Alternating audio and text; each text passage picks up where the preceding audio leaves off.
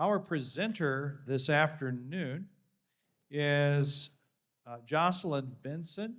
Jocelyn Benson is head teacher at Wittenberg Academy.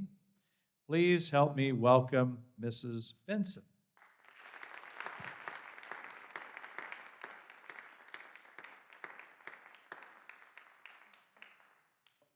Good afternoon. It is a joy to be with you today. The 3:30 session, is that the one where everyone was just looking for a comfortable seat so they could take a nap? It's fine. I'll leave my glasses on so I can't actually see you. It's good. Ladies and gentlemen, a crisis has risen among us. Oh, it is not a new crisis by any means. In fact, this crisis is as old as sin itself. What is this crisis, you ask? This crisis is an attack on reality. Notice that I did not say this crisis is artificial intelligence. This crisis is an attack on reality. And artificial intelligence is a tool poised to participating in detaching us from reality. Now, those who came here for a fight, relax. Dear friends, I am not declaring AI to be the spawn of Satan. I am merely suggesting that AI might be the latest wolf in sheep's clothing, and as we all know, wolves are quite friendly. Those of you who didn't chuckle have never experienced a wolf. But they are quite friendly, especially if they are wearing wool. After all, they might even give us directions to grandmother's house, right? Or they might adjust the airflow in our houses should we be in need. And all of you are going, wait a second. Okay, I got the grandmother's house. Now what about the airflow? I'll just let you ponder that for a moment. Helpful fellows, those wolves. Speaking of fellows, I would like to introduce you to 4 men who played a role in the history of artificial intelligence. A brief glance at their lives, very brief glance at their lives, provides some context into what laid the foundation for what we now know as artificial intelligence. The first gentleman I would like you to meet is Charles Peirce. Charles Peirce lived from 1839 to 1914. Wait a second. Artificial intelligence, 1839 to 1914? Hang in there. We'll get there. He was born in Massachusetts and died in Pennsylvania. He was known for defining the concept of abductive reasoning. Now, those of you who have studied logic are going, wait a second, abductive reasoning, that's been, a few years in the making. But he really captured this idea of bringing forward for discussion this idea of abductive reasoning. Abductive reasoning, if you are wondering, tells us something may be. It deals with probabilities. Arthur Burks, a translator of some of Peirce's work, says in a book review, in his opening lecture to his logic course in the fall of 1882, Peirce said, "This is the age of methods." Okay, 1882, right? I want you to constantly be rehearsing in your head what are some of the things going on during the lives of these men that would have been influencing their thoughts and ideas. So this is the age of methods. And the university, which is to be the exponent of the living condition of the human mind, must be the university of methods. And those of us in classical Lutheran education, which I like to refer to as Lutheran education, are going, ugh, the age of methods. Okay, let that sink in. When new paths have to be struck out, Okay, this is Pierce speaking. A spinal cord is not enough. A brain is needed. And that brain, an organ of mind, and that mind perfected by a liberal education. And a liberal education, so far as its relation to the understanding goes, means logic. That is indispensable to it, and no other thing is. Now, Pierce was advocating two interrelated policies here. First, that the university should teach its students how to solve problems and obtain new results, and that with that, the students' acquisition of existing knowledge was to be directed toward this end of how to solve problems. Pierce's second theme was that science was becoming aware of its methodology and that new methods of research were being developed, such as the experimental method in psychology. Further, Pierce thought the time was ripe for both the general theory of methods, the core of which was logic, in a sense both broad and deep. He regarded mathematical logic as the foundation of all reasoning. Inductive logic, including the applications of probability and statistics, was a second important branch of logic. The third branch was a logic of discovery that would contain rules and procedures helpful in solving problems and discovering new results. Pierce believed that his general theory of methods would unify the methods employed in inquiry and lead to their improvement. So we can get on board with some of the things that Pierce said.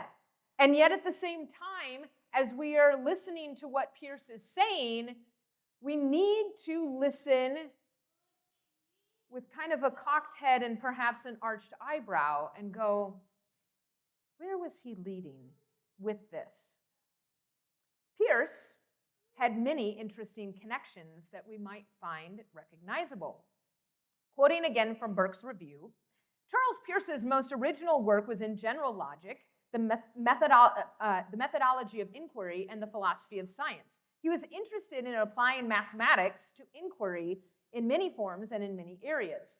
He was the first to develop inductive logic in terms of statistics and probability, and the first to formalize modal logic. He sought a quantitative measure of information. He connected statistics to Darwin's theory of the evolution of natural species and was the first to see that evolution could be given a mathematical formulation. He used calculus to analyze the market and made a mathematical analysis of the most economic way to do research. He wrote a long paper, which may or may not have been economic, but whatever. He wrote a long paper on the inductive logic of history. When Pierce worked in science and mathematics, he was constantly thinking of their methods, their foundational principles, and their philosophical implications. He founded pragmatism, developing it out of his probabilistic analysis of the evolution of belief. He created an evolutionary metaphysics embracing cosmic evolution, biological evolution, and social evolution. According to Pierce, the basic laws are probabilistic and not reducible to universal causal laws. These laws produce change gradually, so that mathematically continuous functions are always applicable. Our old friend, John Dewey, he studied under Pierce at Johns Hopkins. In fact, Dewey's book, Logic, The Theory of Inquiry, has anyone ever read that book? Okay, I haven't either. Was based largely on the writings of Pierce. Pierce's ideas were later used in the development of digital computers. David Hilbert lived from 1862 to 1943. He was a German mathematician. Hilbert once said, "Mathematics is a presuppositionalist science. To found it, I do not need God, as does Kronecker, or the assumption of a special faculty of our understanding attuned to the principle of mathematical induction, as does Poincaré, or the primal intuition of Brouwer, or finally, as do Russell and Whitehead, axioms of infinity, reducibility, or completeness, which, in fact, are actual contentual assumptions that cannot be compensated for by consistency proofs. Leopold Kronecker, the man referenced by Hilbert, is quoted as having said in a lecture, "God made the integers, all else is the work of man." Continuing on, Kurt Gödel was born in Brunn, Austria-Hungary, and died in Princeton, New Jersey. He lived from 1906 to 1978. He is known for his completeness theorem, which states every valid logical expression is provable. Equivalently, every logical expression is either satisfiable or refutable. As with Peirce and Hilbert, Gödel's work contributed to what would eventually become known as artificial intelligence. Of all the names we have mentioned, the next one is probably the most familiar. Known as the Bletchley Park codebreaker, Alan Turing lived from 1912 to 1954 in England. He is touted as the father of theoretical computer science, and his Turing machine is many times considered an early computer. Turing famously worked on cracking the codes of intercepted German Enigma messages, and in the process, most likely saved thousands of lives from U-boat attacks. He also helped break codes from the Turing machine, which was used in a direct line of communication between Hitler and his generals. These fascinating men, many of whom you may have never heard, all were made in the image of God, and thusly were innately creative and curious. They explored the world and desired to know.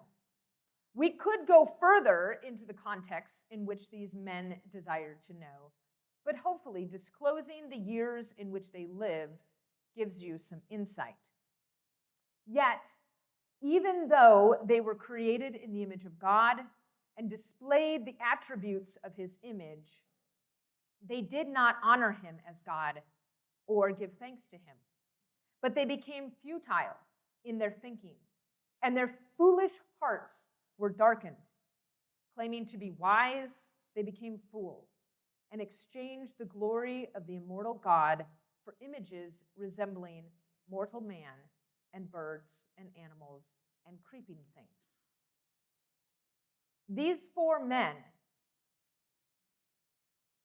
died insane, died of their own hand, died destitute.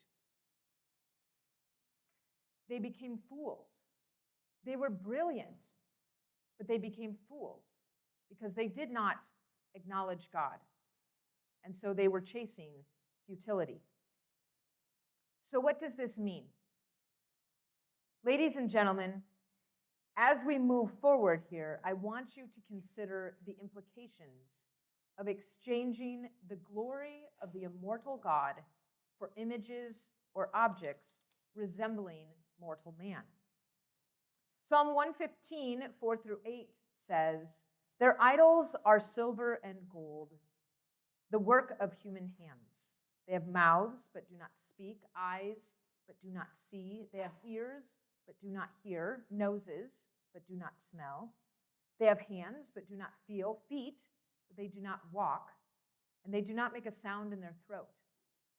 Those who make them become like them. So do all who trust in them." Again, in Psalm 135, 15 through 18, we pray, "The idols of the nations are silver and gold, the work of human hands. They have mouths, but do not speak. They have eyes, but do not see. They have ears, but do not hear. Nor is there any breath in their mouths. Those who make them become like them. So do all who trust in them. Dear friends, we are living the truth of Psalm 115 and Psalm 135. Let me explain. Genesis 11 recounts for us one manifestation of Satan's query. Did God really say?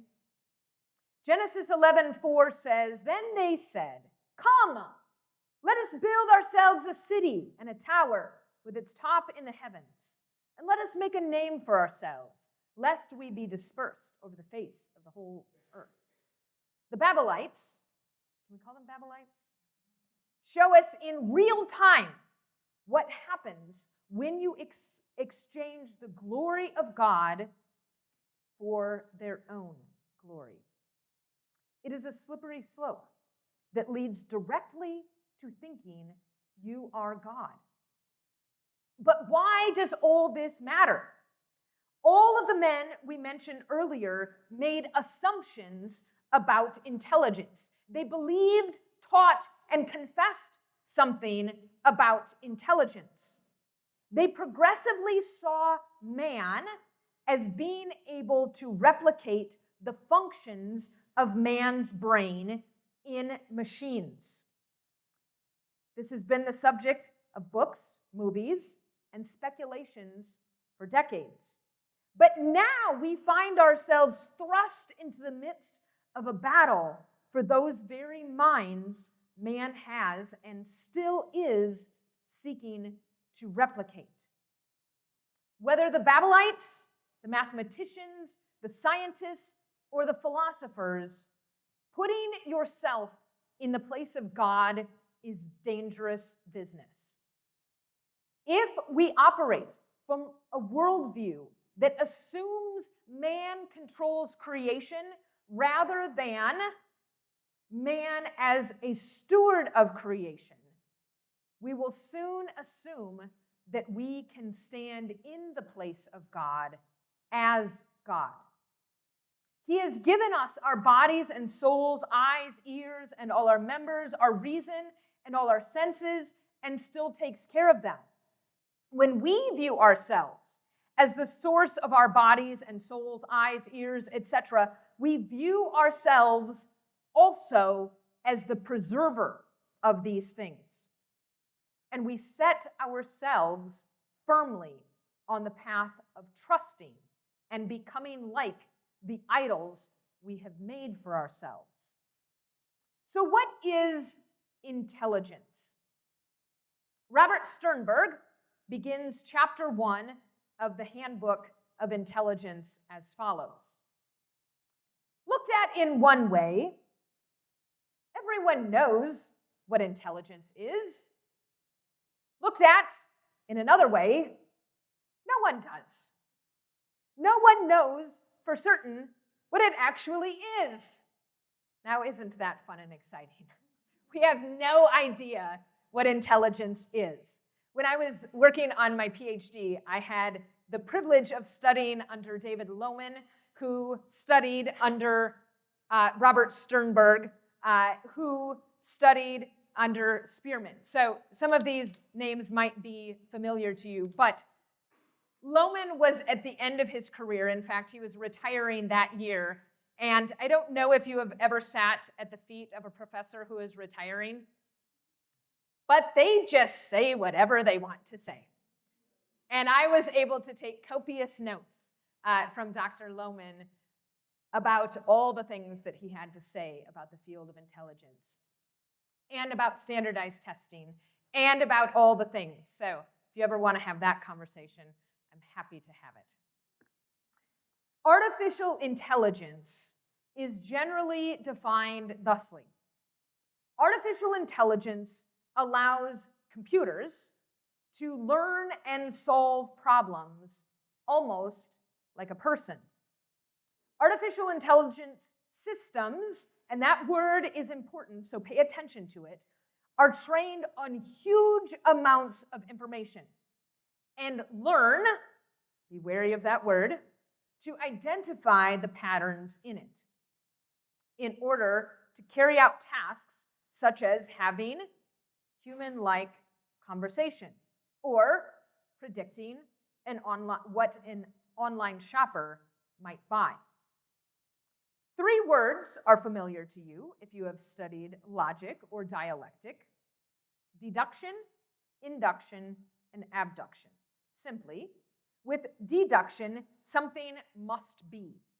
With induction, something is. And with abduction, as already mentioned, something may be. Deduction is that which is drawn from premises, fact, opinion, or hypothesis, collected from principles or facts stated or established data. Inference, consequence drawn, or conclusion. With deduction, something must be. With induction, we're working with establishing a universal from sufficient enumerated singulars. Cretan wine gives heat, Italian wine gives heat, Rhenish wine gives heat. Neither can any dissimilar example be demonstrated. Ergo, every wine gives heat. That, I would like to mention, is a quote from Melanchthon's dialectic text, which Wittenberg Academy just had translated, a new translation, and it will be available coming up. So keep in contact for that. With induction, something is. In logic and rhetoric, the act of drawing a consequence from 2 or more propositions, which are called premises. It is the method of reasoning from particulars to generals, or the inferring of one general proposition from several particular ones. Abduction, we are looking at something may be. In logic, a kind of argumentation in which the major is evident, but the minor is not so clear. Deduction never adds knowledge. Deduction gives rational agents a template for staying on track. Induction moves from facts to generalizations.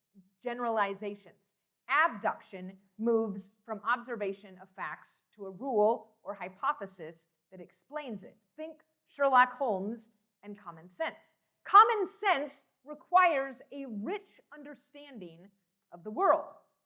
Imagination involves inferences that don't exist in a data set, and imagining requires conjecture. Abduction is inference that sits at the center of all intelligence. The goal, ultimately, of artificial intelligence is general intelligence. Being able to think as a human thinks. Classical artificial intelligence is deduction. Modern artificial intelligence is induction. General intelligence, which is the source of the movies, the books, the inquiries, right? It remains the stuff of these things and is not really being explored broadly, even though you might hear reference to it now and then. Artificial intelligence is utilized regularly in daily life. Beyond things like ChatGPT, artificial intelligence is utilized by companies like Amazon and Netflix to make recommendations. It is used by Google Translate. It is used by Tesla and other companies exploring autonomous vehicles. Beyond these specific uses, however, artificial intelligence is at play at any given moment we are using devices. Many of you probably used AI in the form of GPS to arrive here, or at least to see how long it might take you to get here.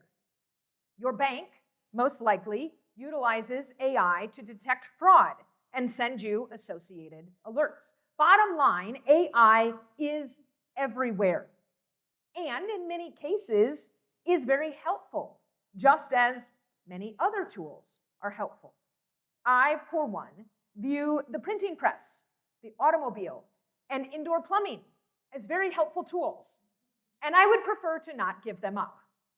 I am not suggesting that we eliminate technology, but as with any tool, we need to consider the implications for the tool's use. And, as in all things, we endeavor to teach our children truth and subsequently reality. Some people worry about AI taking over the world and eliminating humans, of achieving that ultimate end of general intelligence and actually being able to think as humans think. That ultimately is not our greatest concern. Ultimately, our greatest concern is the anti-human streak that runs through AI and robs us of our humanity. Going back to the beginning, much of artificial intelligence is based on assumptions with which we fundamentally disagree. The men whose ideas led to the development of AI as we know it saw machines, not humanity, and certainly not Christ, as the hope for the future. They saw the human brain as simply a machine that, given enough time, could be replicated and actually improved. Undergirding most uses of AI, even those we find very helpful, is the idea that machines can do better whatever the task. Maybe so, but define better. Does my use of GPS make me better at navigating? Maybe I navigate more quickly and efficiently, but do I actually have any idea where I am? Does autocorrect make me better at spelling? We could go on and on with examples of how artificial intelligence, though helpful in many cases, does not actually benefit us in the long term. Oh, everyone has their, but what about? That is going to completely derail my case. But that is not my point. I am not here to tell you to throw away your phones and computers, buy 40 acres, and exchange your indoor plumbing for an outhouse. The more we engage with tools that mimic our brains, the more we lose. They do not actually think for us, but they lull us into a false sense of thinking that the machine knows better than we do. Instead of asking our neighbors, we ask Siri and Alexa. Instead of engaging in classic literature and poetry to build our vocabularies, we use ChatGPT to make our papers better. Or worse yet, we let ChatGPT write our papers for us. We have dwelt at some length on the technicalities of artificial intelligence because I want you to be able to have the means to make a case for why engaging with artificial intelligence in some forms is to be avoided. Machine learning is a misnomer. The machine is not learning. It is not gaining an increasingly deep and robust appreciation for meaning in the world. Artificial intelligence is a system that is limited by the data set it is given. Data sets are observed facts. What we know is one thing. How we use that knowledge is quite another. It is hard to live in the world, but not of the world. The world is encouraging ever more emphatically the use of artificial intelligence. Let us ponder for a moment the implications of this, for they are legion. Given the anti-human foundation and implications of AI, we should be wary of anything that suggests taking away the importance of the human mind. We are created in God's image. God has given us, as we have already said, our body, soul, eyes, ears, and all our members, our reason and all our senses, and still takes care of them. When God created man, he said his creation was very good. Artificial intelligence is everywhere. In 1955, Richard M. Weaver had an essay entitled Propaganda in Collier's 1955 yearbook. Reading Weaver's writing today leaves us with what seems prophetic words. Propaganda may be defined as the conscious attempt to create attitudes and induce actions with reference to some predetermined end. The term is employed to include both the process of propagandizing and the things that are propagated, which are ideas, opinions, and policies. The propagandist always has some end in view.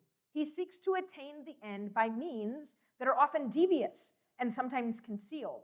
And this end is not the good of the person or group to whom the propaganda is addressed when all things are taken into consideration. Propaganda, which is emitted by an entire nation, as in times of war, must be regarded as selfish in the sense that the nation is judging its own cause. It is of primary importance to distinguish propaganda from education. These two are confused in the minds of many people because both are concerned with communication. Education imparts information and also seeks to inculcate attitudes. Propaganda frequently contains information, and it is always interested in affecting attitudes. A good part of modern propaganda, furthermore, tries to parade as education. The critical difference appears only when one considers the object of each. The true educator is endeavoring to shape his audience for the audience's own good according to the fullest enlightenment available. In doing so, he erects and strives to follow a standard of objective truth. The propagandist, on the contrary, is trying to shape his audience according to the propagandist's interest. Further,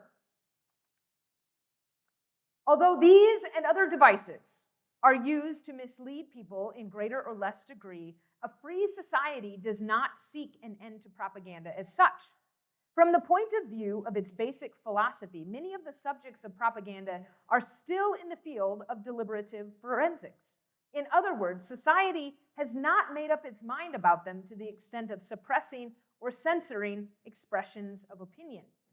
However, there are two criteria which may be applied in determining whether a given piece of propaganda exceeds the tolerance permitted in free public discussion. One of these is a judgment of the source.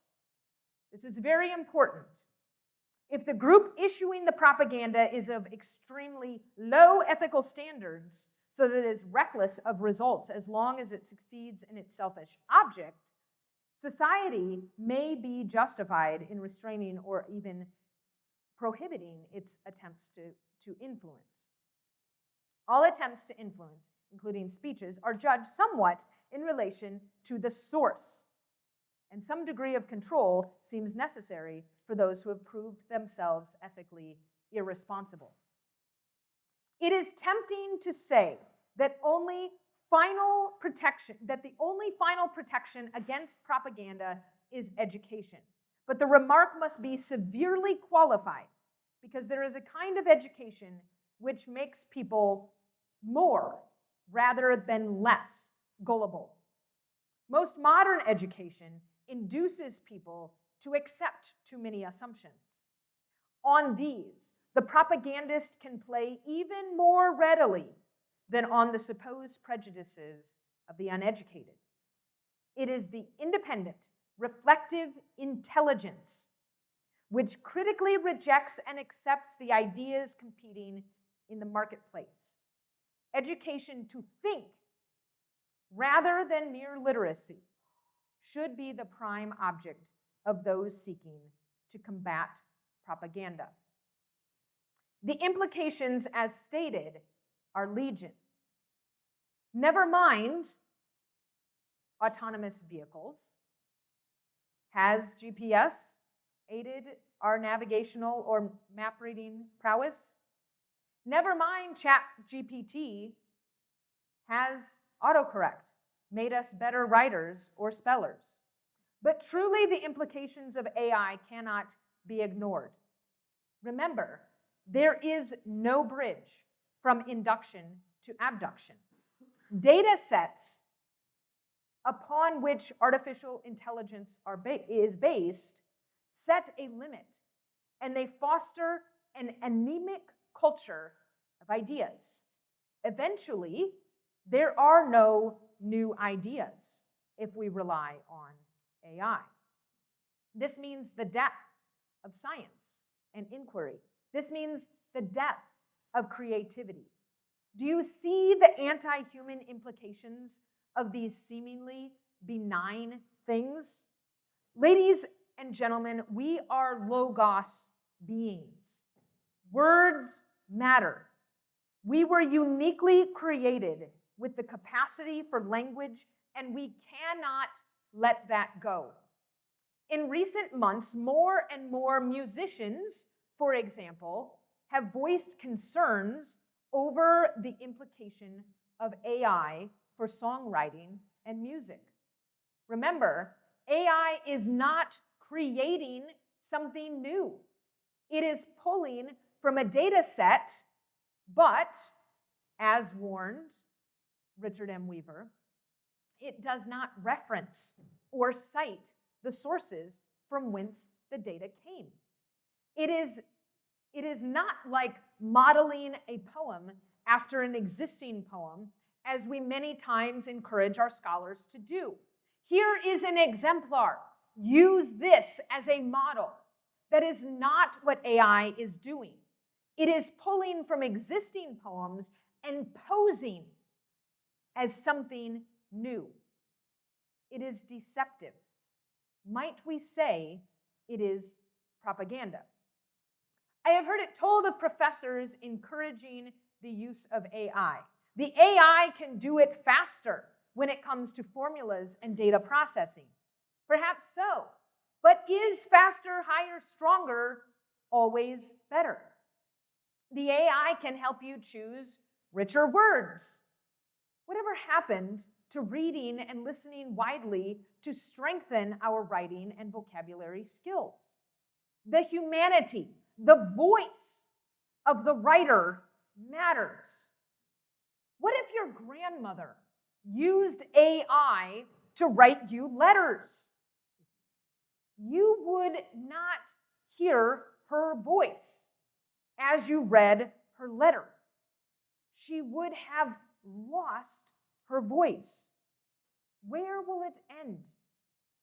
Pastors writing sermons with artificial intelligence? Lord have mercy, may it never be so.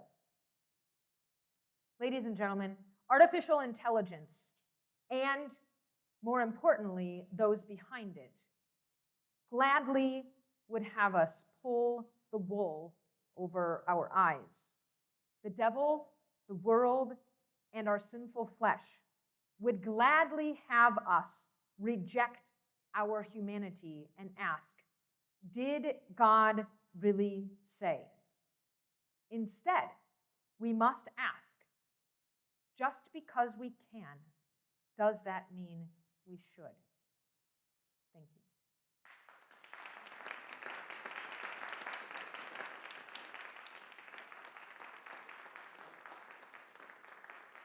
you. We do have a few minutes, I believe. So I would certainly entertain conversation, discussion on all of these things. Many of you have probably pondered artificial intelligence at length. Some of you might be artificial intelligence apologists, and you're looking for a fight. I will certainly not claim to have all of the answers, but I am certainly willing to help us wrestle through the implications. Thank you for your talk. I noticed you used one of the key words, propaganda. I think as educators, we also have to tie that into another key word, plagiarism. Absolutely. Because it's a big one that I think our students are going to be tempted Yes. to be lulled into plagiarizing, which really, from your description, is what AI is, just one massive plagiarism. It is, absolutely. You are taking someone else's work, and you have no idea whose work that is, and you are claiming it as your own. You know, it is one thing to sit with a scholar and work through his paper with him and ask him, okay, is there a better way that you could say that? And pulling out a phrase, sticking it in ChatGPT, and having ChatGPT spit something back. The scholar has not put any effort into that transaction other than copy and paste. Yeah, absolutely. Plagiarism is absolutely at play here. And hopefully, and thankfully, you picked up that you know, the lack of citation, this idea of propaganda, I think is a really helpful way to think about the implications of AI. Great, thank you. Yeah. Great paper, thank you so much. Just on the citation thing, there is an interesting aspect of some of these large language models and so forth and how you prompt them. They actually will, in some cases, generate fake footnotes, okay? So, in other words, the paper will cite footnotes, and it will generate a fake source that it has cited, okay? So there's just so many levels here of what's going on. So I wanted to mention that, and then there's one other thing. It may come back. Let's go to somebody else. Yeah, absolutely. No, that fantastic. And I think that is, you know, a very good case in point in terms of, you know, we are living in this nebulous, right, where we are allowing who to be the authority. We have no idea, right? And I think that is a cautionary tale for us. Yes, sir. If I listen correctly, you're speaking primarily of AI that we choose to use or not use. Have you considered, especially as the owner of an online school, how background AI can manipulate even what looks like live to a student, or you know, that could be companies that we allow to host Christian truth are anti-Christian. Have you considered some? I don't have any thought beyond the question really, but I'm curious in your case. Yeah. So. Just wanting to make sure that I'm understanding your thought, your comment. Occasionally, I do say hello to China when we're in Zoom meetings, you know, just as an acknowledgement of their presence in our interactions. But no, I think that there is, these are certainly cautions that we should consider. The reality is that in all of history, right, we've been under surveillance. Right, I mean, we just have new forms of surveillance. You know, my assistant got engaged, and then all of a sudden on my phone, I was getting ads for engagement rings. I'm like, been there, done that. Don't need to do this again, right? So I think that's also instructive in that we need to reinforce for our scholars discernment, right, and let them know, just as when they're little and we send them outside to play, we say, if an unmarked van with no windows drives up, don't receive the candy offered, right? You know, I mean, I think the truth still applies regardless of the epoch of time in which we exist. And so, yes, thank you very much. These are things that we have to wrestle with, that we have to consider. Right, and this is one of the reasons, for example, at Wittenberg Academy, we have not gone below 6th grade in terms of our faculty taught classes. I think there is something to be said about, you know, children having time to develop discernment, right? And not that our little people aren't developing discernment under our tutelage, but you know, giving them that extra time to develop that. Does that kind of work with what you were going at? Yes, largely. The same question applies to pastors putting their sermons on Facebook. Facebook technology exists to seemingly live change what the pastor says. So at some point, we're gonna have to be there and hear it from their own ears, eyes, to trust? Or is there a hardened way to use digital technology that's gonna be protected from those? Yeah, no, absolutely. And I think that's a really important thing to consider. And that is why we cannot diminish the importance of humanity when we're engaging with technology. Because we always have to be the arbiter of these things and realize that the tool does not have our best interest in mind. Because the tool is a thing, it's not a person, right? And we can't ever forget that, as comforting as interacting with, your online chat customer service might be. Most likely you're chatting with a bot, not a person, right? And that's why there are also limitations. Yeah?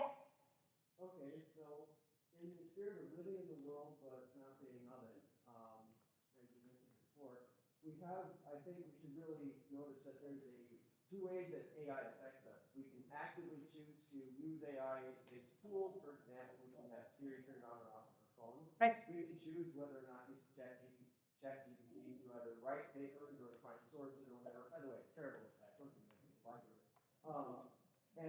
But there's also another way that we use it, and this is sort of like living in the world, because Fortune 500 companies use AI to buy and sell stock now. Yeah. How every last aspect of how the potato grows in the field, how it gets on the truck, and how it gets to the grocery store is now being manipulated by companies who have stock in farming companies. Is there a way that we can, or sort of like a passive resistance that we should be aware of when we choose, like, what we want to support with our time and our money, and how should we be writing, how should we think about living in a world filled with AI tools? How do we develop discernment and judgment to address issues like this? Yeah. Well, I think one way to ponder that would be engage in reality, right? Engage in humanity, right? We don't commune over the internet, right? I mean, there are things we have to be willing to draw lines, right? Grow your own potatoes, but in all seriousness, humanity should be our litmus test, right? Is this making me more of who God made me to be, or is this detracting from who God made me to be, right? Is this affirming that I am created in the image of God, or is this questioning that I am created in the image of God? So I think, and when it comes to our children, right, engaging them in reality as much as possible. I think the example is given of, and I think this perhaps came from Pastor Fisk, that when the FBI is trained in counterfeit detection, right, they don't train them in counterfeit bills, they train them in reality, right? They have them work with and finger and smell and taste, I don't know, real money, so that then when the imposter shows up, they're able to identify it, right? And so teach your children God's word, teach them the catechism, teach them good hymns, because then when they engage with the world and they come up against something posing as reality, they'll be able to go, wait a second, what large teeth you have, right? And so they'll be able to see the wolf through the sheep's clothing. Yeah, thank you. Yes? There's a trend in high school that I learned from my son and his friends,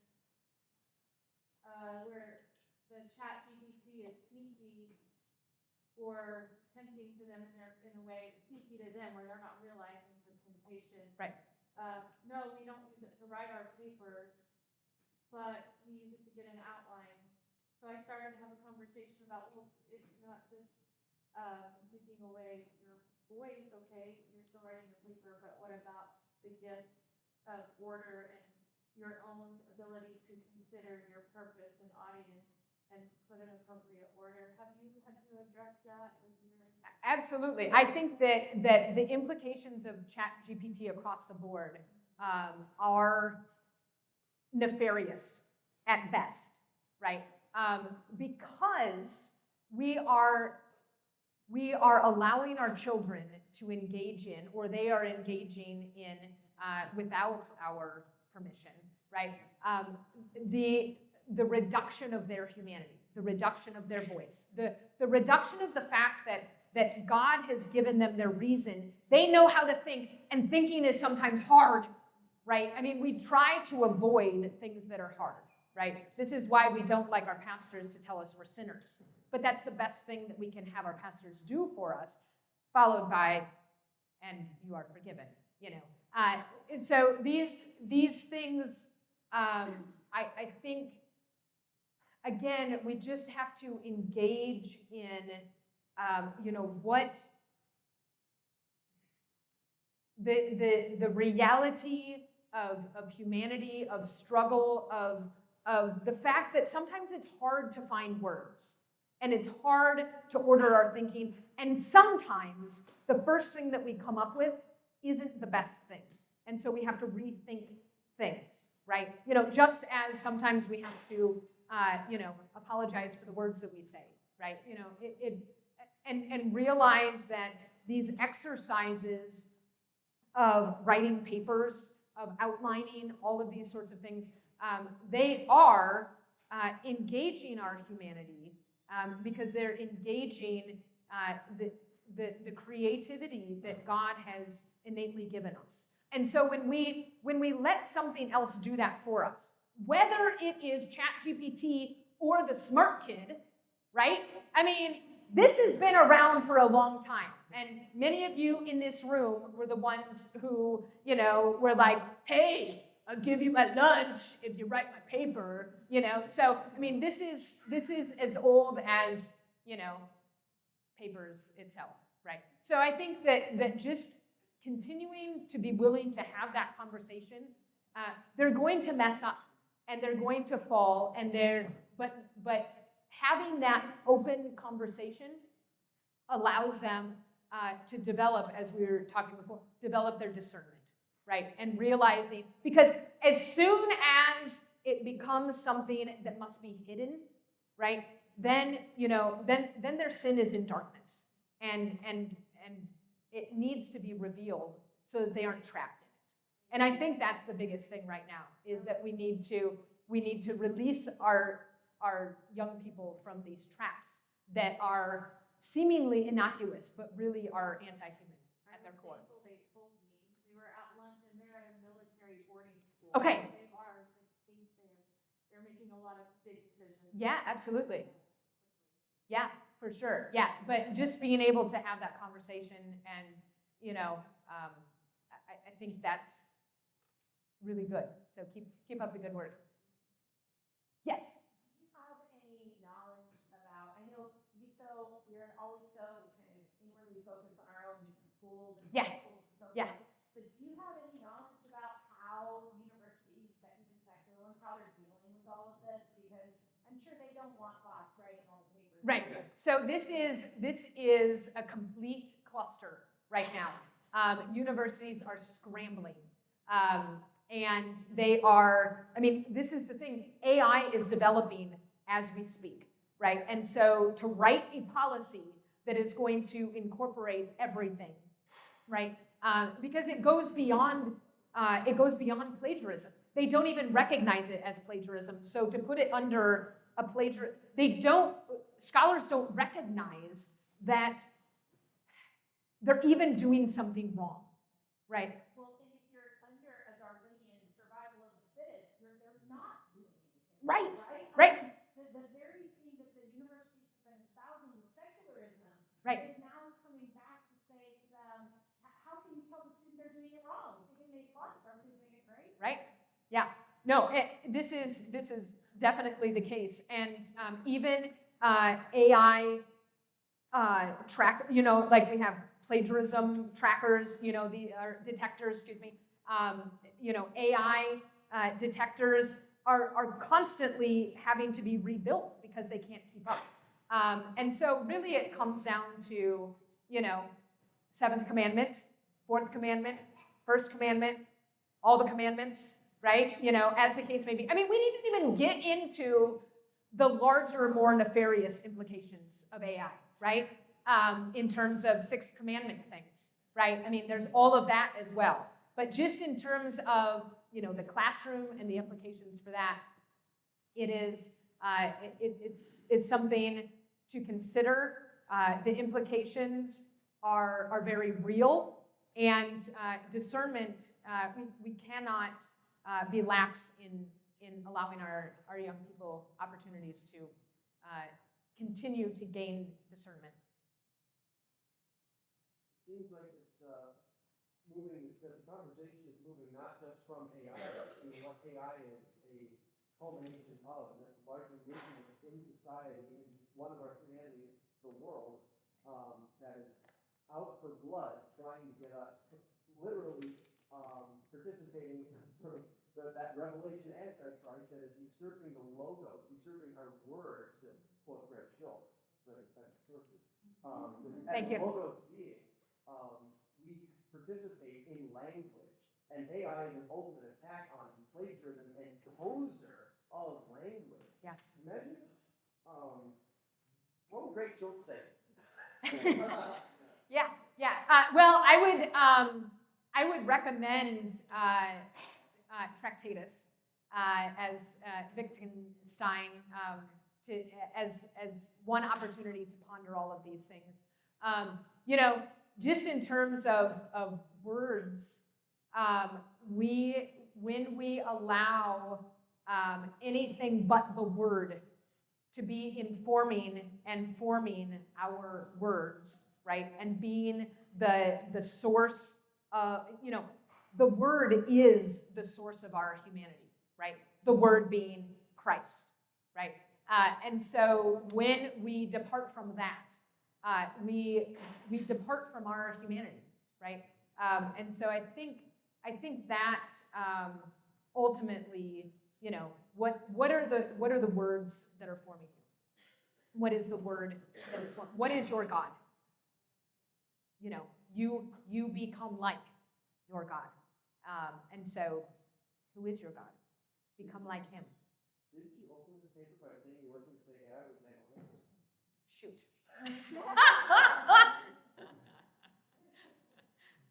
All right. Any other thoughts, comments, questions? All right. Fantastic. Continue to ponder. Thanks, guys.